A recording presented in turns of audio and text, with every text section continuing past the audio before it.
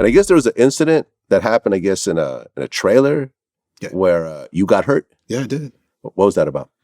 It was one of Snoop's videos, and we heard a knock at the door. And you have to keep in mind that you shoot the videos, you have the little trailer videos, where they have the artist on. So there was an incident. We heard a knock at the door, and I went, and there was a guy that was standing there, pretty much, and he said, "I want to talk to Snoop," and closed the door. And I said, "Snoop, there's somebody here that wants to talk to you." And he didn't want to be bothered at that time. So when I came back now, there's like 5 or 6, 7 guys there. Mm. So, I felt, there could have possibly been a situation. So one of them when he stepped to the front of the camper, the door open, I tried to, get him away, and I tried to, kick him in the chest. And when I did, I fell back. When I fell back, I stumbled.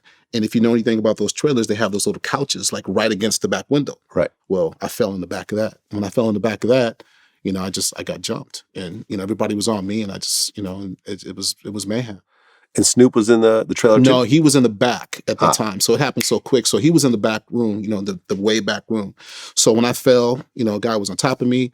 It was a couple punches, and next thing I know, he's flying off. And it was Suge. Suge came in. Oh, Suge had pulled the guy off. And then that's when it started. That's when, we had to do what we had to do to get Snoop out of there. How bad did the other guys get hurt? It was bad. It was bad. Yeah, it was bad. Well, Mob James is a regular on my show. Do you remember him being around? I remember Mob, but not too much. I really don't know him like that, but I do know of him. Right. Yeah. But there was the gang element at Death Row, and all the Bloods from Compton, which Suge brought over, which Mob James, helped to bring over, and so forth. It was sort of a mainstay in Death Row culture. It was. And from what I understand, Snoop and the Dog Pound kind of separated themselves from that, but you can't completely separate yourself because you're all in the same label and all in the same vicinity. And you've heard horror stories of people getting pulled into like a back room and getting beat up and everything else like that. Did you see a lot of this stuff? No. Death Row, to be honest with you, Suge ran the company like a football team. It was just like that. It was a team. And so we had to be at the studio at a certain time. And when we got Snoop to the studio, we were working. We didn't have time for all the other drama that was going on around us. You know what I'm saying? Because there was so much time that was spent just grinding all the time. And so we get to the studio, he'd work, whatever, we'd get out. Back every day.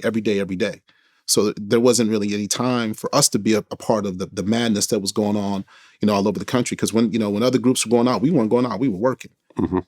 So that was, I think a misconception that everybody has. Yeah. Especially, with Suge, because Suge, there was we had to be in the studio, man. There wasn't, and I had to get him there by 12 o'clock every day. Had to. Did you and Suge have a relationship? Yeah, we did. How was that relationship? Tight. So you like Suge? Tight, man.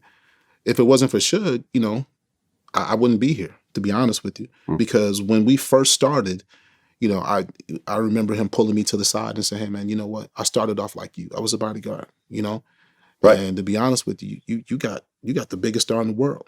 So I love you. Snoop wants you. So let's make this happen." It was that type of, relationship from the very beginning. So Suge and I never, we never had a problem, ever.